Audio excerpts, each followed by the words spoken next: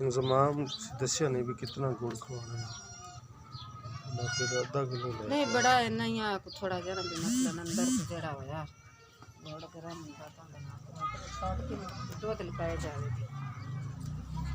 ਤੇ ਨਾਲ ਫੀਡਰ ਲਾਉਂਦੇ ਆ ਜਦੋਂ ਪੱਠੇ ਖਾਣ ਵਾਲੇ ਹੋ ਕੇ ਉਦੋਂ ਕਰੇ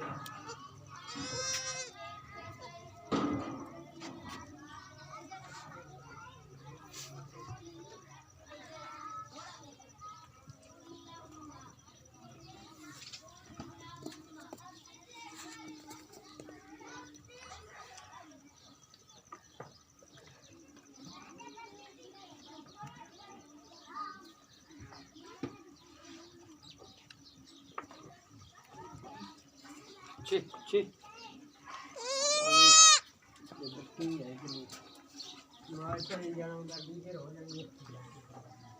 ਤੇ ਪਾੜਿਆ